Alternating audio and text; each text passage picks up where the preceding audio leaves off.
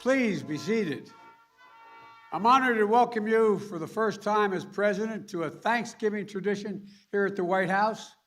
It reminds us to have a little bit of fun and to always be grateful. You know, as a University of Delaware man, I'm partial to blue hens. But today we're going to talk turkey. To the families of my staff, thank you for joining us, for being part of our team. And thank you, Pete Sager, chairman of the National Turkey Federation, for continuing the tradition of presenting a turkey to the president that goes back to President Truman. Yes, yes. And pardoning the turkey goes back to George H.W. Bush.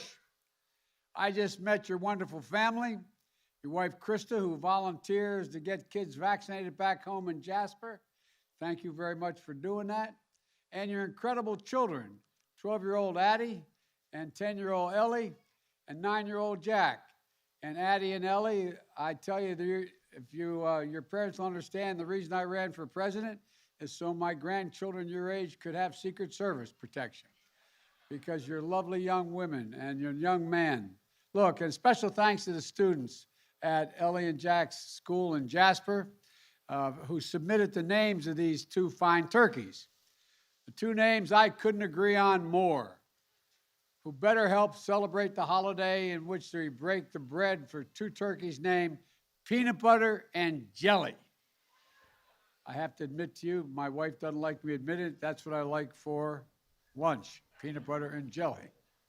But I also want to thank the farmers who were selected by the National Turkey Federation to raise what's called the presidential flock. That's a group of 20 or so turkeys vying to make it here today.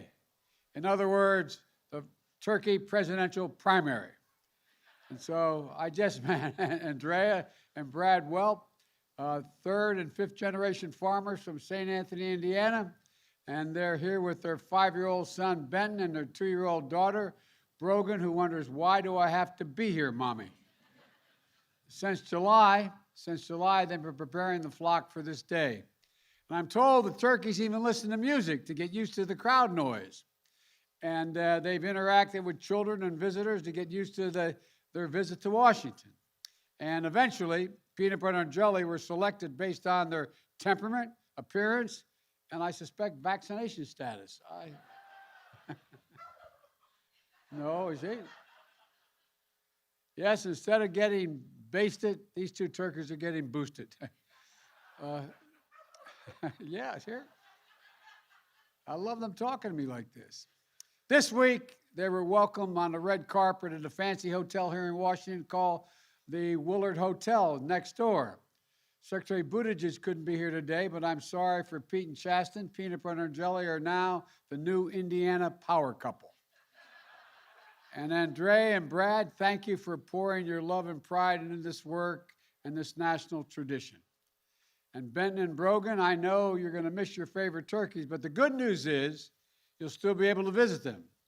After receiving their presidential pardon, Peanut Butter and Jelly will be headed to Purdue University, West Lafayette, Indiana, where they'll be visiting something close to my heart, a train, the Boilermaker Special. That's where they're going to be. So, folks, turkey is infrastructure. Peanut Butter and Jelly are going to help build back the Butterball as we move along. And so I'm going to walk over, I'm going to pardon this year's turkeys, a National Thanksgiving turkey. And the first one, the one's going to be pardoned is Peanut Butter, who should be able to uphold his duties. And also hereby, in case that changes, I'm going to also pardon his alternative, Jelly. Folks, as I've said before, every American wants the same thing. You want to be able to look the turkey in the eye and tell them everything's going to be okay. And so, folks, it's going to be okay.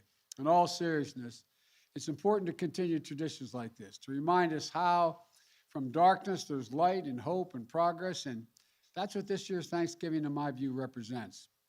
So many of us will be gathering with our loved ones for the first time in a long time, and we'll be reconnecting with traditions with our tables and our hearts full of grace and gratitude for everyone who made it possible.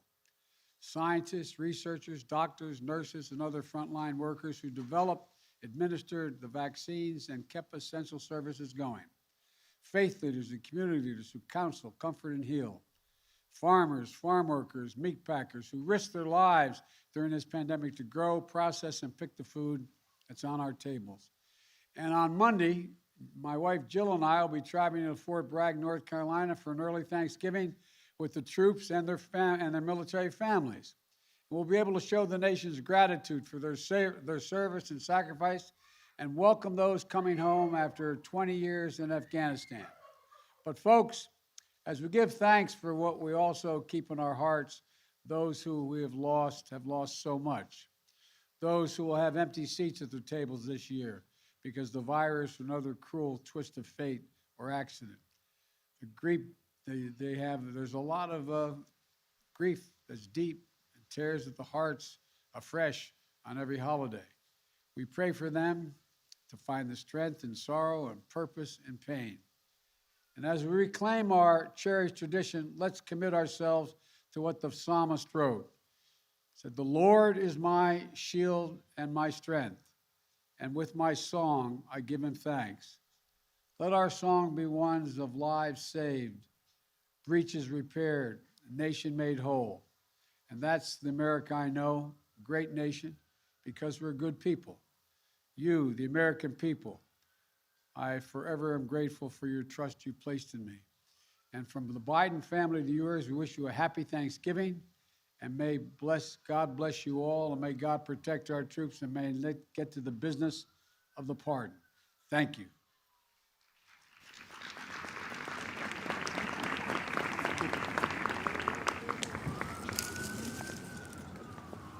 That's a big turkey.